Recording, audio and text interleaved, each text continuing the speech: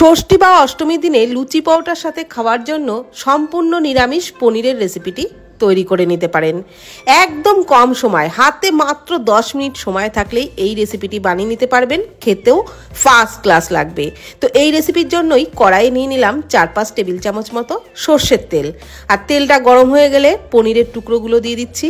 এখানে আমি 200 গ্রাম পনির নিয়েছি আর পনিরগুলোকে চৌকো করে কেটে নিয়েছি।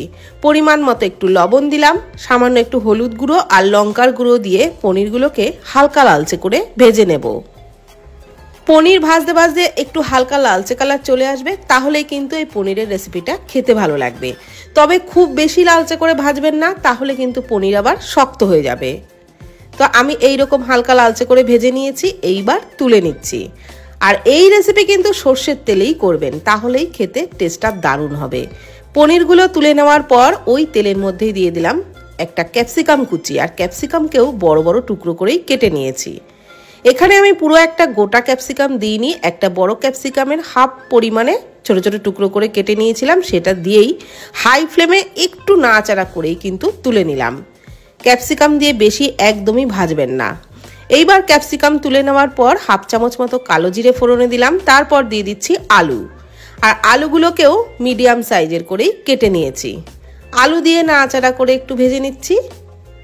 তারপর আলুর মধ্যে দিয়ে দিচ্ছি পরিমাণ মতো লবণ আর ছোট হাফ চামচ হলুদ গুঁড়ো, ছোট হাফ চামচ ঝাল লঙ্কার গুঁড়ো, কাশ্মীরি লঙ্কার গুঁড়ো ছোট হাফ চামচ মতনই দিলাম।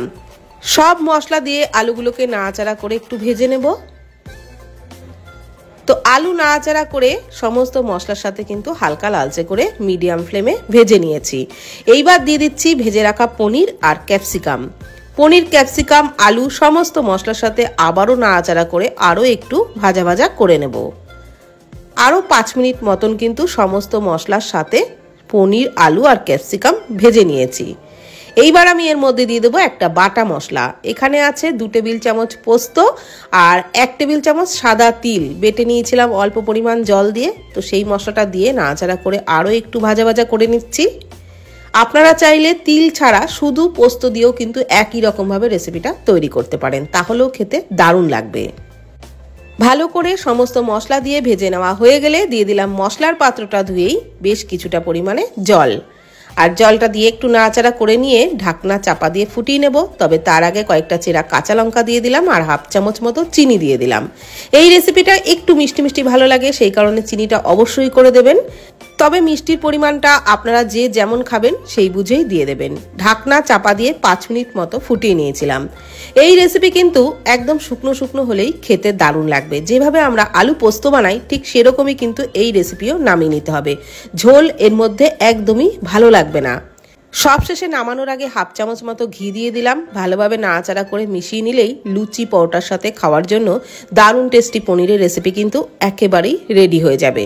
আর এটা শুধু লুচি পরোটা নয়, গরম ভাত, পোলাও, ফ্রাইড রাইস সব কিছুর সাথে কিন্তু খেতে দারুণ লাগে। তো ভিডিওটি ভালো লাগলে প্লিজ কমেন্ট করবেন। ধন্যবাদ।